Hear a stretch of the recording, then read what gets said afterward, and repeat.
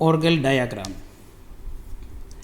ઓર્ગેલ diagram જે છે એ term splitting બતાવે છે અને એમના ઉપરથી આપણે એ નક્કી કરી શકીએ કે કોઈ પણ પ્રકારનો કોમ્પ્લેક્સ જે છે એમાં મેટલ જે છે એની ઇલેક્ટ્રોનિક કન્ફિગ્યુરેશન ઉપરથી એનો એબ્ઝોર્પ્શન સ્પેક્ટ્રમ કેવા પ્રકારનો આવી શકે, આ પ્રકારની એની ઇન્ફોર્મેશન મળી શકે.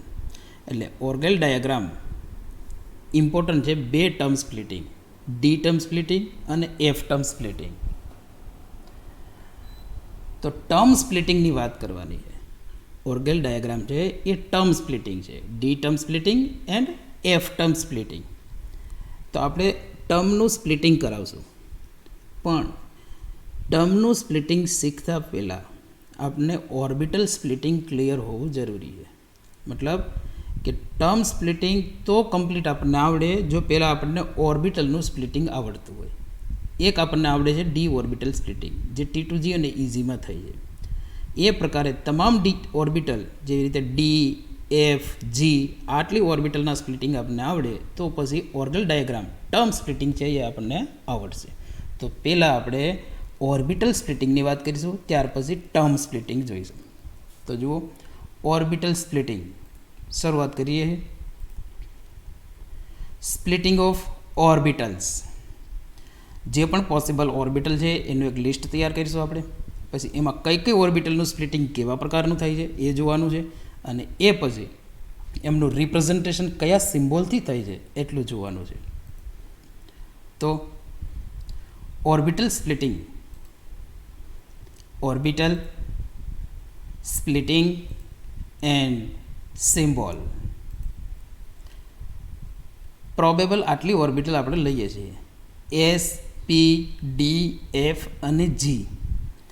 બરાબર યાદ રાખવાનું કે જ્યારે સ્મોલ લેટરમાં આપેલું હોય તો એ ઓર્બિટલ બતાવે છે, એસ, પી, ડી, એફ, જી આ રીતે. પણ આ જ જો કેપિટલમાં થઈ જાય, કેપિટલ એસ, પી, ડી, એફ, જી, તો એ પછી ટર્મ કહેવાય છે. સ્મોલ છે તો એ ઓર્બિટલ કહેવાય. તો જુઓ ઓર્બિટલ સ્પ્લિટિંગ, એસ ઓર્બિટલ એમનું સ્પ્લિટિંગ થતું નથી, એસનું સ્પ્લિટિંગ થતું નથી. એમનો સિમ્બોલ છે A1G. S orbital highly symmetric હોય છે એમનું, કારણ કે એસની સબ ઓર્બિટલ જ એક હોય છે એટલે એમનું સ્પ્લિટિંગની કોઈ પોસિબિલિટી ના હોય. પી ઓર્બિટલ એમનું પણ સ્પ્લિટિંગ થતું નથી. એમની સબ ઓર્બિટલ 3 હોય છે, PX, PY, PZ, પણ એમનું 2 ભાગમાં કે 3 ભાગમાં સ્પ્લિટિંગ થતું નથી. એમનો સિમ્બોલ છે T1G. પી ઓર્બિટલનો સિમ્બોલ થાય છે T1G. ડી ઓર્બિટલ 5 હોય છે, 5 સબ ઓર્બિટલ છે અને આપણને ખબર છે કે એમનું સ્પ્લિટિંગ થાય છે. ડી ઓર્બિટલનું 2 ભાગમાં સ્પ્લિટિંગ થાય છે, T2G અને EG. મતલબ 3 ઓર્બિટલ એક બાજુ, 2 ઓર્બિટલ એક બાજુ, T2G અને EG. એફ ઓર્બિટલનું પણ સ્પ્લિટિંગ થાય છે.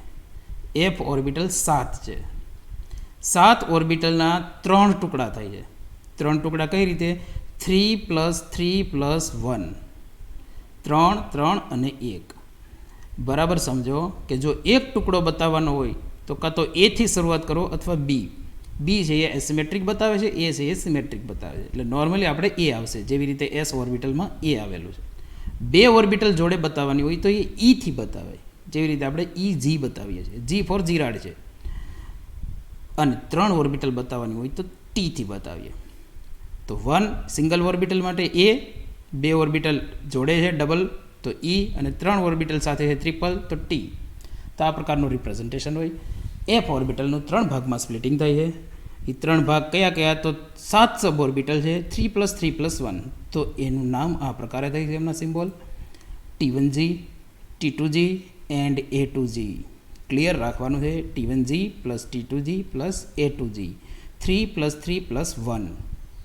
આ પ્રકારે એમનું સ્પ્લિટિંગ છે. જી ઓર્બિટલ એમનું પણ સ્પ્લિટિંગ થાય છે. જી ઓર્બિટલ 4 ભાગમાં સ્પ્લિટ થાય છે, T1G, T2G, A1G and EG.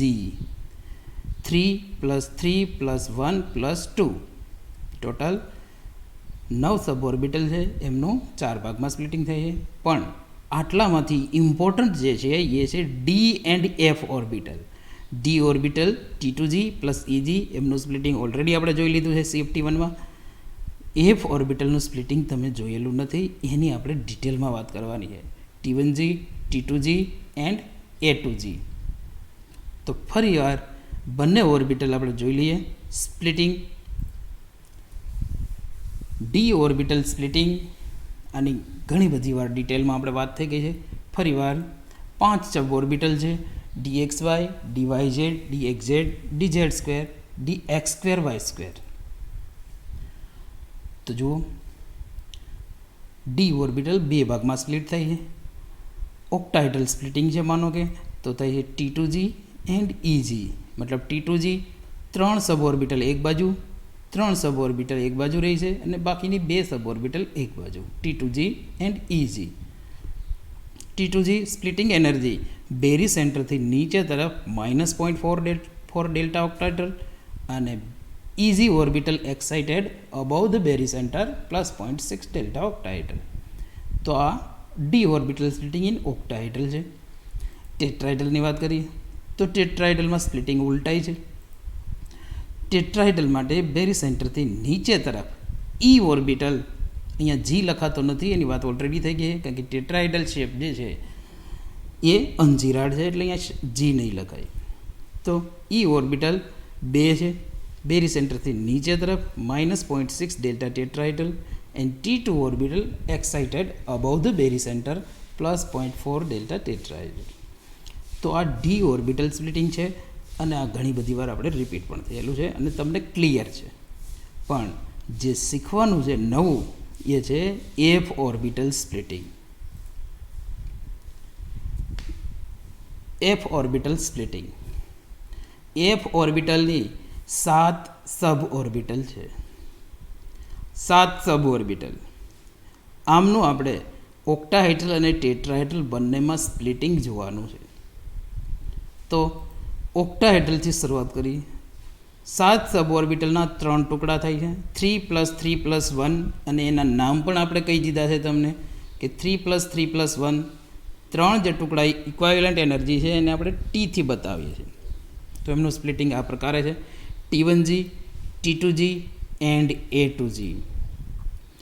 T1G બેરી સેન્ટરથી નીચે તરફ -0.6 ડેલ્ટા ઓક્ટાહેડ્રલ.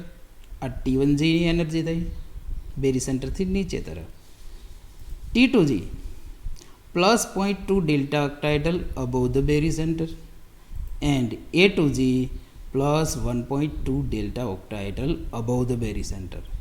તો આ ડેલ્ટા ઓક્ટાહેડ્રલમાં યુનિટ આપેલો છે, પણ માનો કે DQમાં આપેલો હોય તો મલ્ટીપ્લાય 10 કરવાનું હોય.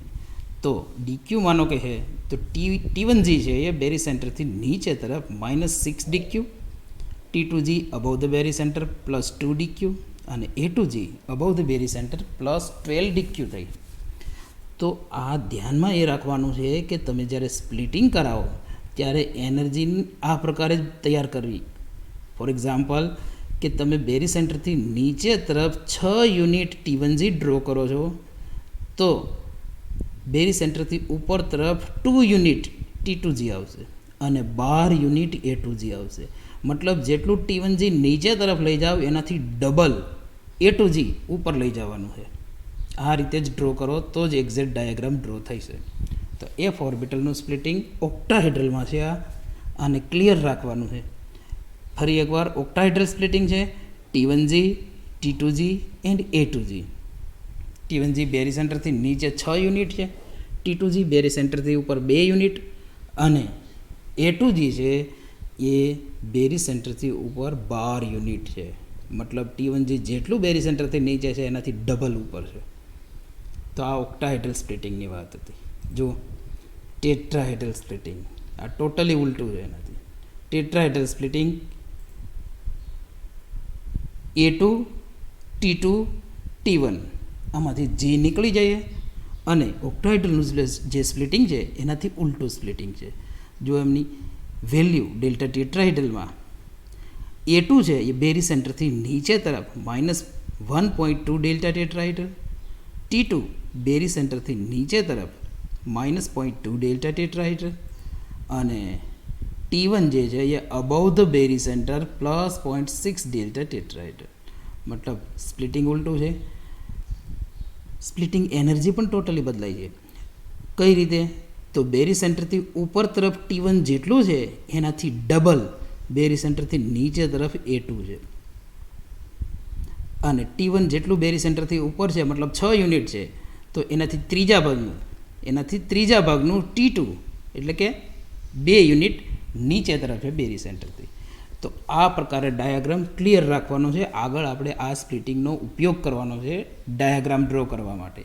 તો રાઇટ હેન્ડ સાઈડ જે છે એ રાઇટ હેન્ડ સાઈડ જ આપણે મેન્ટેન કરીશું, લેફ્ટ હેન્ડ સાઈડ ઉપર જે પણ છે એ લેફ્ટ હેન્ડ સાઈડ ઉપર જ મેન્ટેન કરીશું.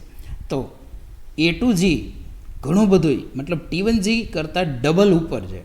એ જ રીતે લેફ્ટ હેન્ડ સાઈડમાં જુઓ તો T1G જેટલું ઉપર જાય છે એનાથી ડબલ A2 નીચે તરફ છે ટેટ્રાઇડલ માટે. આ જે સ્પ્લિટિંગ છે એ ટેટ્રાઇડલ. તો F ઓર્બિટલ સ્પ્લિટિંગ તમારા માટે નવું છે અને આ ક્લિયર રાખવાનું છે. જે રાઇટ હેન્ડ સાઈડનો પોર્શન છે એ રાઇટ હેન્ડ સાઈડ જ રાખશું, લેફ્ટ હેન્ડ સાઈડ છે એ લેફ્ટ હેન્ડ સાઈડ જ રાખશું. તો આ વાત થઈ F ઓર્બિટલના સ્પ્લિટિંગની. તો અહીંયા આપણે બે ઇમ્પોર્ટન્ટ ઓર્બિટલ લીધી, D અને F, એમનું સ્પ્લિટિંગ. તો ઓર્બિટલનું જો સ્પ્લિટિંગ ક્લિયર થઈ ગયું હોય તમને, તો હવે આપણે વાત કરવાની થાય ટર્મની, સ્પ્લિટિંગ ઓફ ટર્મ્સ. જે રીતે ઓર્બિટલ છે એ જ રીતે ટર્મ પણ છે, પણ ફરક એટલો, જો તમે સ્મોલમાં લખો તો એ ઓર્બિટલ કહેવાય અને કેપિટલમાં કન્વર્ટ કરી નાખો તો પછી એ ટર્મ્સ કહેવાય છે. જો એમનું splitting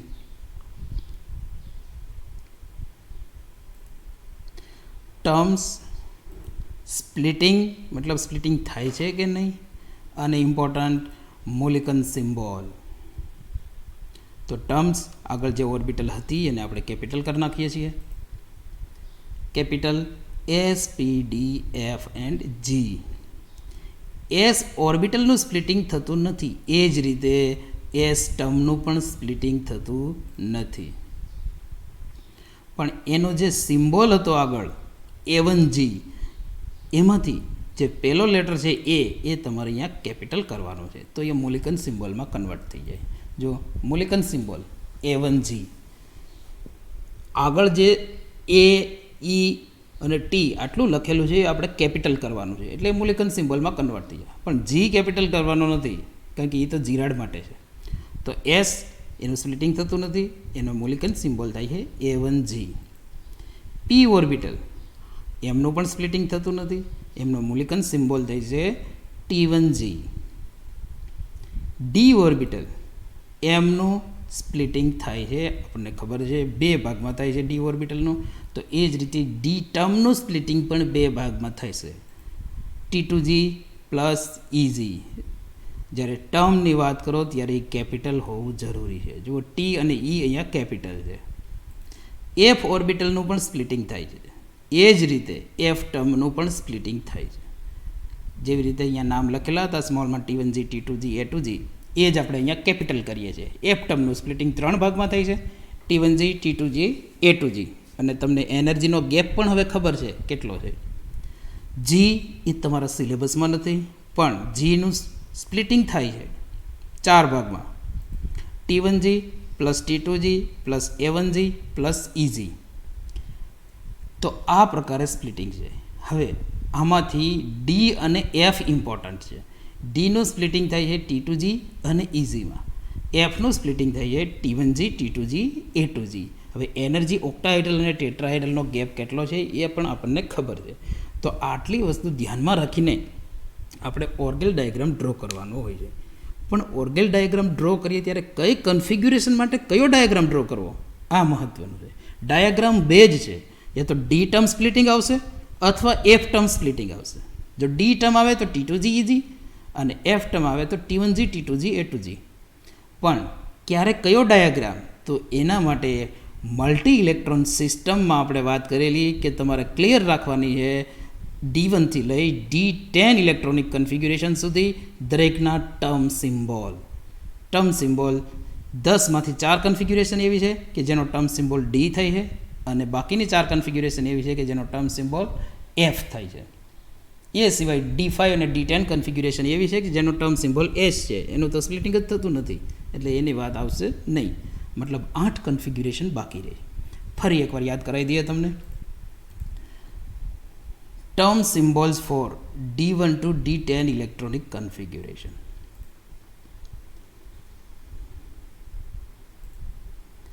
D1, D2, D3, D4, D5, D6, D7, D8, D9 and D10 electronic configuration. D1 term symbol થાય છે 2D 3/2. D2 એમનું ટર્મ થાય 3F2 આ term symbol. D3 4F 3/2. D4 electronic configuration 5D0 અને half field electronic configuration D5 6S 5/2. D6 5D4 અહીંથી symmetric હોય છે. D5 half field configuration પછી સિમેટ્રિક હોય છે. હોલ ફોર્માલિઝમ તમને ખબર છે કે ટોટલ ઇલેક્ટ્રોનિક કન્ફિગ્યુરેશનમાં 10 ઇલેક્ટ્રોન થાય તો એને હોલ ફોર્માલિઝમ કહેવાય. કઈ રીતે? તો D1 છે 10માં 9 ઘટે અને D9 છે તો 10માં 1 ઘટે, તો D1 અને D9 આ હોલ ફોર્માલિઝમની પેર કહેવાય. D2 અને D8 એ જ રીતે D3 D7 D4 D6 આ હોલ ફોર્માલિઝમની પેર કહેવાય અને એ પેરમાં હાફ ટર્મ સરખું હોય. D4 અને D6 5D ટર્મ આવે. એ જ રીતે D3 અને D7માં 4F ટર્મ આવે. D8 અને D2 3F ટર્મ આવે અને D1 D9 2D ટર્મ આવશે. D5 એનું હોલ ફોર્માલિઝમની પેરમાં D5 જ આવે અને D10ની વાત કરો તો એની હોલ ફોર્માલિઝમની પેરમાં D0 આવે સાથે. તો D5 એમનું ટર્મ થાય 6S 5/2 અને D10 એમનું ટર્મ સિમ્બોલ થાય 1S0. તો આ D1 થી લઈ D10 સુધી ઇલેક્ટ્રોનિક કન્ફિગ્યુરેશન માટે ટર્મ સિમ્બોલ છે, જેમાં આપણે આગળ ક્લાસિફિકેશન આ પ્રકારે કરેલું હતું કે ટર્મ સિમ્બોલ 3 પ્રકારે છે. ડી ટર્મ સિમ્બોલ કેનો છે? D1, D4, D6 and D9 electronic configuration. આમાં હોલ ફોર્માલિઝમની પેર કોને કહેવાય? ફરી એકવાર કહી દઉં કે ટોટલ 10 ઇલેક્ટ્રોન થાય એને હોલ ફોર્માલિઝમની પેર કહેવાય. મતલબ બે ઓર્બિટલનો ટોટલ 10 થવો જોઈએ. For example D1 and D9 આ હોલ ફોર્માલિઝમ કહેવાય. D4 એન્ડ D6 આમનું હાફ ટર્મ સરખું હોય. D4 D6 કેટલું છે? તો કે 5D અને D1 D9 એ કેટલું છે? તો કે 2D. તો આ 4 ઇલેક્ટ્રોનિક કન્ફિગ્યુરેશન જે છે એ ડી ટર્મ થઈ છે એમનું. મતલબ આપણે જ્યારે પણ ઓર્ગલ ડાયાગ્રામ ડ્રો કરીશું ત્યારે આટલી ઓર્બિટલવાળા કોમ્પ્લેક્સ એમનું સ્પ્લિટિંગ ડી ટર્મમાં થાય છે. એફ ટર્મ એમાં પણ 4 ઇલેક્ટ્રોનિક કન્ફિગ્યુરેશન. કઈ કઈ? D2, D3, D7 and D8. Hall ફોર્માલિઝમની pair D2 એમની સાથે આવે D8 એમનો ટર્મ થઈ છે 3F અને D3 સાથે D7 ઇલેક્ટ્રોનિક કન્ફિગ્યુરેશન આ હોલ ફોર્માલિઝમની પેર તો એમનું ટર્મ થઈ છે 4F. તો આ ઇમ્પોર્ટન્ટ રહી કે આ 4 electronic configuration D2 D3 D7 D8 આ પ્રકારે કોઈ પણ કોમ્પ્લેક્સ છે એમાં ઇલેક્ટ્રોનિક કન્ફિગ્યુરેશન આ પ્રકારે આવતી હોય તો એમનું સ્પ્લિટિંગ એફ ટર્મમાં થાય છે. મતલબ એમાં F term splitting Orgel diagram લાગુ પડશે. અને D1 D4 D6 D9 electronic configuration આવતી હોય તો એમનું સ્પ્લિટિંગ ડી ટર્મમાં થઈ છે. મતલબ ઓર્ગલ ડાયાગ્રામ ડી ટર્મનો લાગુ પડશે એમને. આ સિવાય બે ઇલેક્ટ્રોનિક કન્ફિગ્યુરેશન છે કે જેમનો ટર્મ થાય છે S. D5 and D10 electronic configuration આનું ટર્મ થાય એસ અને આપણને ખબર છે કે એસ ટર્મનું સ્પ્લિટિંગ થતું નથી. તો ઓર્ગલ ડાયાગ્રામમાં આપણે આ બે કન્ફિગ્યુરેશનની વાત નહીં કરીએ તો કેટલી વાત કરવાની છે? 4 અને 4 એવી બે જોડી એટલે 8 ઇલેક્ટ્રોનિક કન્ફિગ્યુરેશનની વાત કરવાની છે. તો હવે હોલ ફોર્માલિઝમની જે વાત છે એ વાત એક બાજુ રાખવાની છે અને બીજી બાજુ એક બીજી પેર તૈયાર કરવાની છે. એ કેવા પ્રકારની પેર છે?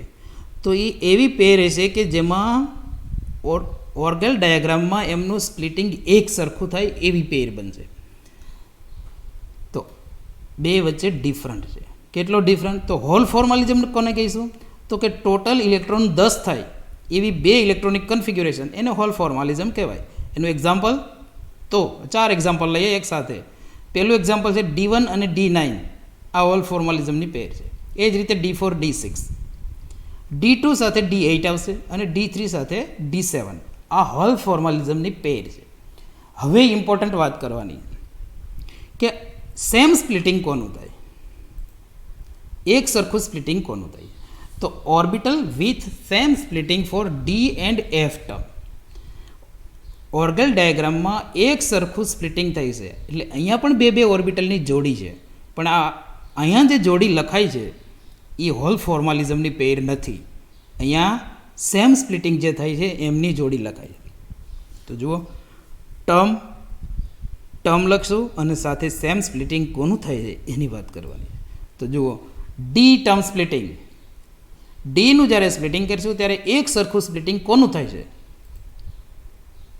D1 and D6, D4 and D9. આ ક્લિયર રાખવાનું. આ જે જોડી લખેલી છે હોલ ફોર્માલિઝમની પેર નથી, આ સેમ સ્પ્લિટિંગની પેર છે. હોલ ફોર્માલિઝમની પેર શું હોય? D1 D9 અને D4 D6, પણ અહીંયા સેમ સ્પ્લિટિંગ થાય છે D1 D6નું અને સાથે D4 D9, આ ડી ટર્મ સ્પ્લિટિંગ છે. એ જ રીતે એફ ટર્મ સ્પ્લિટિંગ, સેમ સ્પ્લિટિંગની જોડી D2 D7 and D3 D8, આ ઇમ્પોર્ટન્ટ છે. D1 D6નું સ્પ્લિટિંગ એક સરખું થાય, D4 D9નું સ્પ્લિટિંગ એક સરખું હોય, D2 D7નું સ્પ્લિટિંગ એક સરખું હોય. એ જ રીતે D3 D8નું સ્પ્લિટિંગ એક સરખું હોય. પણ યાદ રાખો, આ હોલ ફોર્માલિઝમની પેર નથી, કારણ કે હોલ ફોર્માલિઝમમાં શું હોય? D2 સાથે D8 હોય અને D3 સાથે D7 હોય, પણ અહીંયા સેમ સ્પ્લિટિંગ D2 D7 છે અને D3 D8 છે. તો આટલી વાત ક્લિયર છે કે આ ઓર્બિટલનું સ્પ્લિટિંગ એક સરખું થઈ જાય. તો આપણે સ્ટેપ બાય સ્ટેપ શરૂઆત કરીશું કે પહેલાં ડી ટર્મ સ્પ્લિટિંગ કરાવીએ અને ત્યાર પછી એફ સ્પ્લિટિંગ કમ્પ્લીટ થાય, પછી ડાયાગ્રામ ડ્રો થાય છે, D term splitting Orgel diagram અને ત્યાર પછી F term splitting Orgel diagram. તો પહેલાં ડીની શરૂઆત કરીએ. ડીનો કમ્પ્લીટ ડાયાગ્રામ ડ્રો થાય, ત્યાર પછી એફનો. તો ડી માટે આ 4 ઇલેક્ટ્રોનિક કન્ફિગ્યુરેશન લેવાની છે. એમાં શરૂઆત કરીએ D1 D6ની અને ત્યાર પછી D4 D9ની. Splitting of D term for D1 and D6 electronic configuration in octahedral and tetrahedral high spin complexes.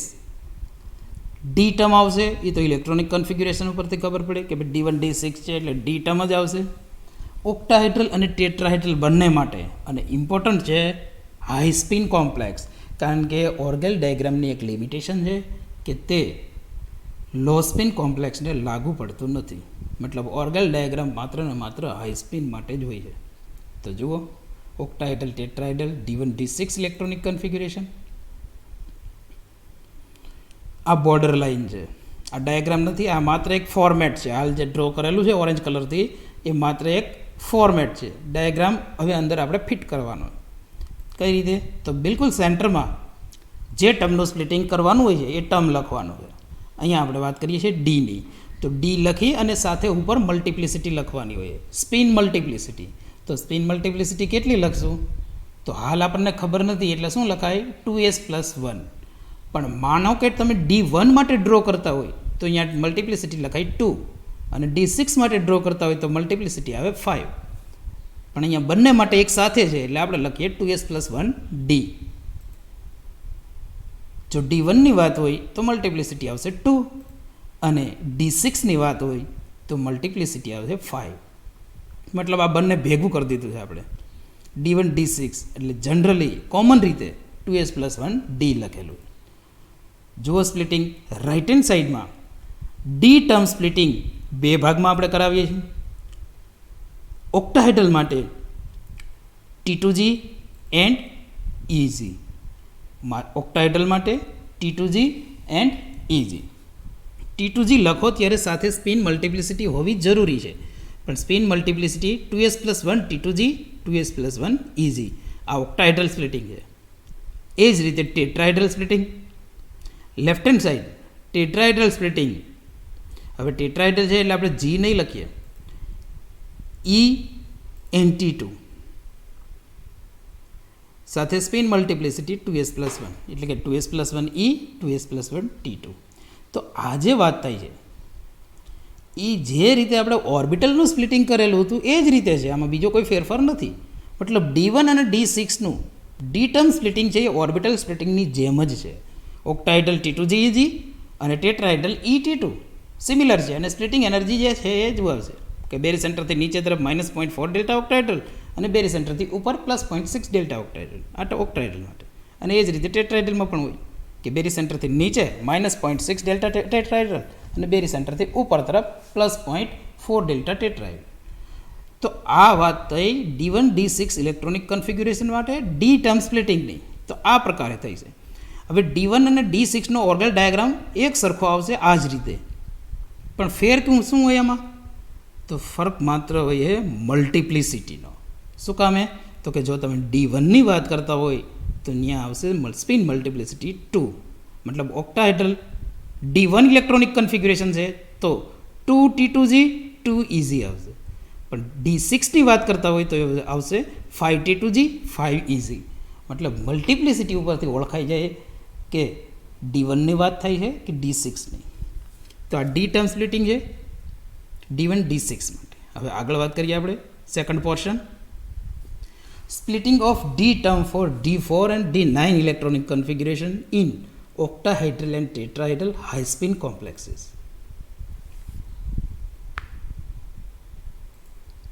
2s+1D આમનું સ્પ્લિટિંગ કરાવવાનું છે.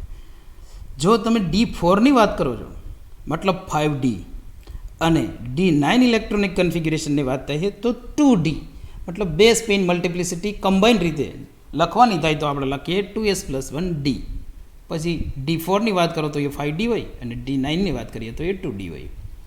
હવે ઇમ્પોર્ટન્ટ અહીંયા એ છે કે D4 અને D9નું જે ડી ટર્મ સ્પ્લિટિંગ છે એ ઓર્બિટલ સ્પ્લિટિંગ કરતાં ઉલટું છે.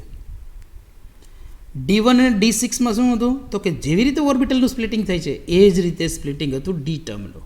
પણ અહીંયા D4 અને D9માં ઓર્બિટલ સ્પ્લિટિંગ કરતાં ઉલટું સ્પ્લિટિંગ છે. જુઓ કેવા પ્રકારે.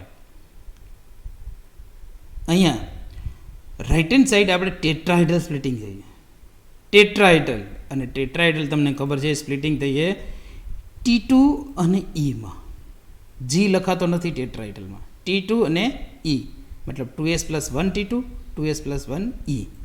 Left hand side octahedral splitting EG NT2G 2s+1EG 2s+1T2G. આ જે સ્પ્લિટિંગ છે એ ઓર્બિટલ સ્પ્લિટિંગ કરતાં ઉલટું છે. ઓર્બિટલ સ્પ્લિટિંગ કરતાં ઉલટું છે. શું કામે? તો કે નોર્મલ સ્પ્લિટિંગ કેવું હોય?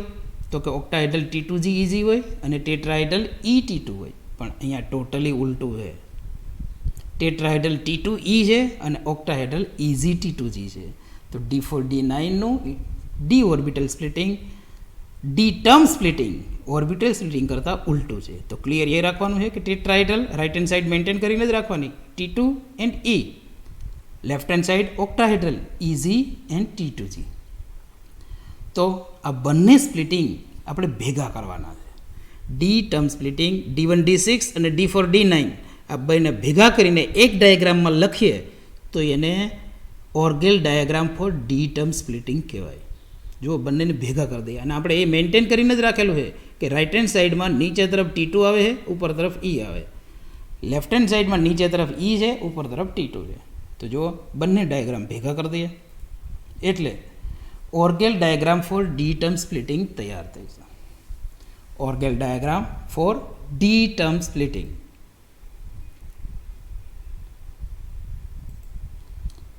કોમનલી 2s+1D રાઇટ હેન્ડ સાઈડનો પોર્શન જે છે એ જ ઇટ ઇઝ રાખવાનો. કયો પોર્શન હતો? તો કે T2G and EG 2s+1T2G 2s+1EG. Left hand સાઈડમાં નીચે તરફ આપણે EG લખીએ છીએ 2s+1EG અને ઉપર તરફ 2s+1T2G. હવે G આપણે બંને તરફ લખેલો છે પણ જ્યારે ટેટ્રાહાઇડ્રલ પોર્શન આવશે ત્યારે G નીકળી જશે. ઓક્ટાહેડ્રલ છે તો જી રાખવાનો છે.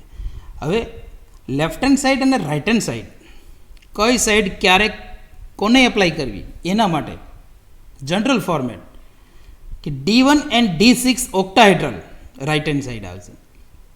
D1 and D6 octahedral right hand side, D1 and D6 tetrahedral left hand side. હવે ટેટ્રાહેડ્રલ કરો ત્યારે તમારે જી હટાવી દેવાનો, મતલબ diagram D1 D6 tetrahedral ET2 બસ આટલું આવશે. તો આ D1 D6ની વાત થઈ ગઈ. હવે બીજી પેર D4 D9 ટેટ્રાહેડ્રલ એ રાઇટ હેન્ડ સાઈડ આવશે. તમારે જી લખવાનો નથી, ટેટ્રાહેડ્રલ આવે એટલે જી હટાવી દેવાનો. D4 and D9 electronic configuration tetrahedral તો કે T2 and E. Left hand side D4 and D9 electronic configuration octahedral, તો ઓક્ટાહેડ્રલમાં જી રાખવાનો છે, ઇઝી T2G. આ પ્રકારે સ્પ્લિટિંગ થશે. તો આ એક ડાયાગ્રામમાં 8 ડાયાગ્રામ સમાયેલા છે. ટોટલ 8 ડાયાગ્રામ ગોઠવાયેલા હોય. કઈ રીતે? તો D1 octahedral tetrahedral, D6 octahedral tetrahedral, D4 octahedral tetrahedral અને D9 ઓક્ટાહેડ્રલ ટેટ્રાહેડ્રલ. 4 કન્ફિગ્યુરેશન, એમાં 4 ઓક્ટાહેડ્રલ 4 ટેટ્રાહેડ્રલ. તો આમાં 8 ડાયાગ્રામ હોય છે અને 8 ડાયાગ્રામ અલગ અલગ હોય અને 8 માટે ઓળખી શકાય, એટલે કે 8નું કોમ્બિનેશન છે. ફોર એક્ઝામ્પલ, આ 4 જે કન્ફિગ્યુરેશન આપેલી છે એમાંથી 2 કન્ફિગ્યુરેશનનું ટર્મ થાય 2D. કઈ 2? તો કે D1 D9. અને બાકીની 2 કન્ફિગ્યુરેશન છે D4 D6, એમનું ટર્મ થાય 5D. મતલબ મલ્ટિપ્લિસિટી ઉપરથી ખબર પડી જાય કે કઈ ઓર્બિટલની વાત થાય છે. એ સિવાય 4 કન્ફિગ્યુરેશન એવી હોય કે એમાં જી લખેલો હોય, મતલબ એ ઓક્ટાહેડ્રલ હોય, અને 4 એવી હોય કે એમાં જી લખેલો ન હોય, મતલબ એ ટેટ્રાહેડ્રલ હોય. તો આના લીધે અલગ પડી જાય. તમે ફિક્સ કહી શકો કે D1 ઓક્ટાહેડ્રલમાં કયું ટ્રાન્ઝિશન થાય. D1 ઓક્ટાહેડ્રલની વાત કરો તો એ T2G થી 2EG જ આવે, અને D6 ઓક્ટાહેડ્રલની વાત કરો તો 5T2G થી 5EG જ આવે. એ જ રીતે D4 ટેટ્રાહેડ્રલની વાત કરો તો 5T2 થી 5E આવે, અને D9 ટેટ્રાહેડ્રલની વાત કરો તો 2T2 થી 2E આવે. એ જ રીતે લેફ્ટ હેન્ડ સાઈડમાં પણ કરી શકાય. તો આમાં 8 ડાયાગ્રામ સમાયેલા છે. તમે અલગ અલગ 8 ઇલેક્ટ્રોનિક ટ્રાન્ઝિશન તૈયાર કરી શકો. અહીંયા ગ્રાઉન્ડ સ્ટેટમાંથી એટલે કે T2Gમાંથી નીકળીને ઇઝીમાં જાય, અહીંયા ઇઝીમાંથી નીકળીને T2Gમાં જાય. તો આ વાત હતી Orgel diagram for D term splitting. હવે ઇમ્પોર્ટન્ટ છે F ટર્મ સ્પ્લિટિંગ. જો splitting of F term for D2 and D7 electronic configuration in octahedral and tetrahedral high spin complexes. D2 D7 D2 D7 ની વાત કરવાની છે ઓક્ટાહેડ્રલ અને tetrahedral high spin complexes માટે. F term આપણને ખબર છે કે ભાઈ એ 3 ભાગમાં સ્પ્લિટ થાય છે. તો જનરલી 2s+1 F ટર્મ. જો આપણે D2ની વાત કરતા હોઈએ તો એમનું ટર્મ થાય 3F, અને D7ની વાત કરતા હોઈએ તો એમનું ટર્મ થાય 4F. એક સાથે બંને 3 અને 4ને કોમનલી લખીએ 2s+1 F. તો જુઓ સ્પ્લિટિંગ 3 ભાગમાં રાઇટ હેન્ડ સાઈડ. આ આપણે વાત કરી દીધી છે આગળ. એમનો મોલિકન સિમ્બોલ ઓક્ટાહેડ્રલ માટે T1G મલ્ટિપ્લિસિટી લખવી જરૂરી છે, સાથે 2s+1 TNG, 2s+1 T2G and 2s+1 A2G. આ કઈ રીતે ડિઝાઇન કરેલું છે? તો બેરી સેન્ટરથી નીચે તરફ T1G જેટલું છે એનાથી ડબલ A2G ઉપર તરફ છે, અને T1G જેટલું નીચે છે એનાથી ત્રીજા ભાગનું T2G બેરી સેન્ટરથી ઉપર છે. કારણ કે તમને ખબર છે કે બેરી સેન્ટરથી નીચે 6 યુનિટ T1G છે, તો 2 યુનિટ ઉપર તરફ T2G છે, અને 12 યુનિટ A2G છે. તો આ રીતે ડિઝાઇન કરવાનું. આ તે વાત ઓક્ટાહેડ્રલ સ્પ્લિટિંગની. એ જ રીતે લેફ્ટ હેન્ડ સાઈડમાં ઉલટું સ્પ્લિટિંગ છે ટેટ્રાહેડ્રલ માટે. Tetrahedral 2s+1 A2, 2s+1 T2 and 2s+1 T1. જો સ્પ્લિટિંગ બરાબર બેરી સેન્ટરથી ઉપર T1 જેટલું છે એનાથી ડબલ નીચે તરફ છે A2. કારણ કે યુનિટ તમને ખબર છે, આ 6 યુનિટ T1 છે ઉપર, તો T2 છે એ બેરી સેન્ટરથી નીચે 2 યુનિટ હશે, અને 12 યુનિટ A2. તો ઓક્ટાહાઇડ્રલ અને ટેટ્રાહાઇડ્રલ બંનેમાં D2D7 ઇલેક્ટ્રોનિક કન્ફિગ્યુરેશન, એમનું સ્પ્લિટિંગ F ઓર્બિટલ સ્પ્લિટિંગની જેમ જ છે અને નોર્મલ છે. ઓક્ટાહાઇડ્રલમાં T1G T2G A2G, ટેટ્રાહાઇડ્રલ A2 T2 T1. તો આ વાત થઈ D2D7 ઇલેક્ટ્રોનિક કન્ફિગ્યુરેશન. હવે D3 D8 ની વાત કરવાની છે. એમનું સ્પ્લિટિંગ આમના સ્પ્લિટિંગ કરતાં ઉલટું હોય છે. જુઓ, splitting of F term for D3 and D8 electronic configuration in octahedral and tetrahedral high spin complexes. 2s plus 1f D3 मतलब એમનું ટર્મ થઈએ 4f અને D8 એમનું ટર્મ થઈએ 3f मतलब એક સાથે 2s plus 1f. D2 અને D7 છે એ નોર્મલ F ઓર્બિટલ સ્પ્લિટિંગની જેમ જ હોય છે, પણ D3 D8 DF ઓર્બિટલનું જે નોર્મલ સ્પ્લિટિંગ છે એનાથી ઉલટું સ્પ્લિટિંગ છે. જો કઈ રીતે, રાઇટ હેન્ડ સાઈડ ટેટ્રાહાઇડ્રલ T1 એટલે કે 2s plus 1 T1, 2s plus 1 T2 and 2s plus 1 A2 આ પ્રકારે splitting. Left hand side octahedral 2s plus 1 A2G, 2s plus 1 T2G and 2s plus 1 T1G. આ જે સ્પ્લિટિંગ છે એ D2D7 કરતાં ઉલટું splitting છે. D2D7માં રાઇટ હેન્ડ સાઈડમાં ઓક્ટાહાઇડ્રલ હતો, લેફ્ટ હેન્ડ સાઈડમાં ટેટ્રાહાઇડ્રલ હતો. મતલબ ઓક્ટાહાઇડ્રલ છે તો GMની સાથે હોય, ટેટ્રાહાઇડ્રલમાં G નીકળી જાય.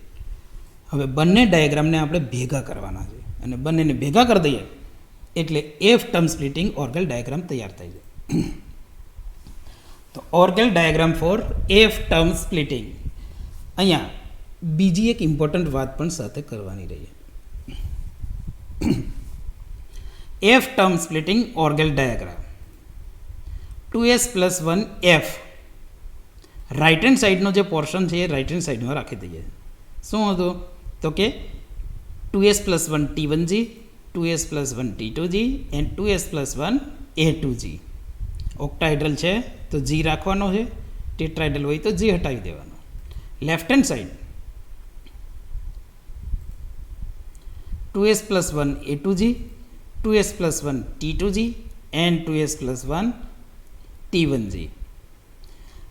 આટલો પોર્શન તૈયાર થઈએ. મતલબ ઓક્ટાહાઇડ્રલ ને ટેટ્રાહાઇડ્રલ બંને સેટ કરો તો ઓક્ટાહાઇડ્રલમાં G રાખવાનો છે, ટેટ્રાહાઇડ્રલમાં હટાવી દેવાનો છે.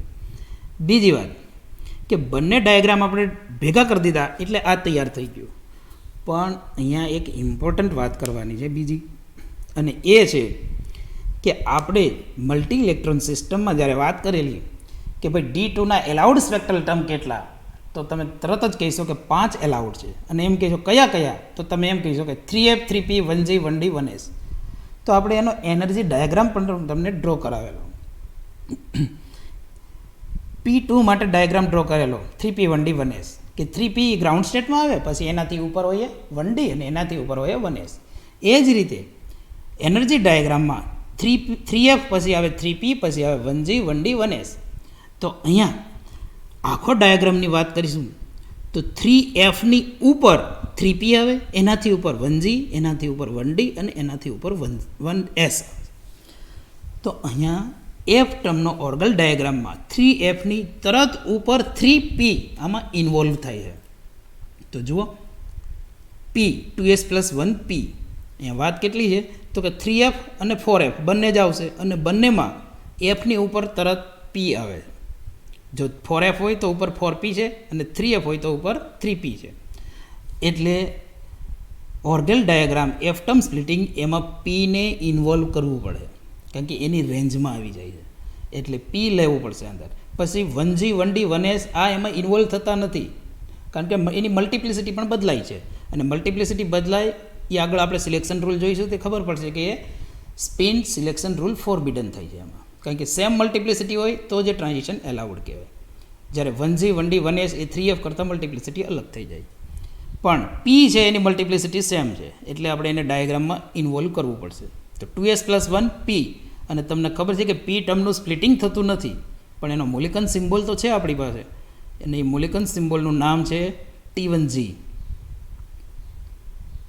જો T1G અને T1G એને કૌંસમાં P કરીને લખેલું છે, કારણ કે Fમાં પણ T1G આવે છે અને Pમાં પણ T1G આવે, તો Pના T1Gને અલગ કરવા માટે આપણે કૌંસમાં લખીએ છીએ P, અને ઘણીવાર Fના T1Gમાં પણ કૌંસમાં લખેલું હોય કે Fનું T1G છે, પણ બેમાંથી કોઈ એકમાં લખીએ એટલે ચાલે.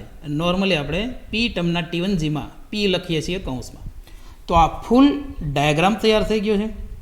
D2D7 octahedral right hand side,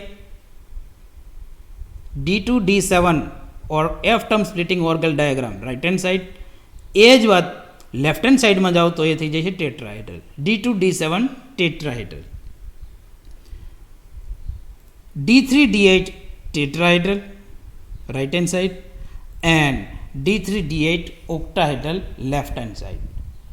આ ફૂલ ઓર્ગલ ડાયાગ્રામ છે એફ ટર્મ સ્પ્લિટિંગ. એકદમ સિમ્પલ છે અને અતિ ઇમ્પોર્ટન્ટ છે આ, કારણ કે આમાં 3 ટ્રાન્ઝિશન થતા હોય. રાઇટ હેન્ડ સાઇડની વાત કરીએ તો T1Gમાંથી T2G, T1G to T1GP અને T1G થી A2G, અને લેફ્ટ હેન્ડ સાઇડમાં A2G થી T2G, A2G થી T1G અને A2G થી T1GP. આવા 3 ટ્રાન્ઝિશન થાય. હવે ઇમ્પોર્ટન્ટ વાત એ છે કે જે P ટર્મ વચ્ચે ઇન્વોલ્વ થાય છે, મતલબ T1GP, એ રાઇટ હેન્ડ સાઇડમાં ધ્યાનથી જુઓ, રાઇટ હેન્ડ સાઇડમાં તો A2G છે એને ક્રોસ કરી જાય, A2Gની એનર્જી મેક્સિમમ હોય, અને લેફ્ટ હેન્ડ સાઇડમાં T1G છે એને ક્રોસ કરી શકતું નથી. શું કામે ક્રોસ નહીં કરતું હોય? તો તમને ખબર છે કે T1G બેરી સેન્ટરથી નીચે તરફ રાઇટ હેન્ડ સાઇડમાં 6 યુનિટ છે અને લેફ્ટ હેન્ડ સાઇડમાં ઉપર તરફ 6 યુનિટ છે. પણ A2G છે એ રાઇટ હેન્ડ સાઇડમાં બેરી સેન્ટરથી ઉપર તરફ 12 યુનિટ છે, એટલે એ ક્રોસ કરી જાય. લેફ્ટ હેન્ડ સાઇડમાં નીચે તરફ 12 યુનિટ છે, એટલે P જે છે એ એપ્રોક્સિમેટ બેરી સેન્ટરથી ઉપર તરફ 9 થી 10 યુનિટ હોય, 9 થી 10 યુનિટ તરફ. એટલે લેફ્ટ હેન્ડ સાઇડમાં T1G ક્રોસ ના કરી શકે, પણ રાઇટ હેન્ડ સાઇડમાં ક્રોસ કરી જાય.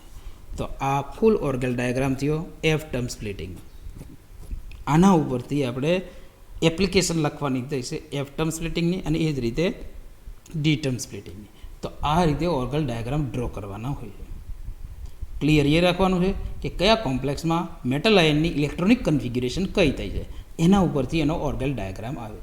D1 D6 D4 D9 તો D term splitting, D2 D7 D3 D8 તો એફ ટર્મ સ્પ્લિટિંગ આવશે. આની એપ્લિકેશન આપણે આગળ વાત કરવાની છે, પણ એ પહેલાં આપણે સિલેક્શન રૂલની વાત કરી દઈએ.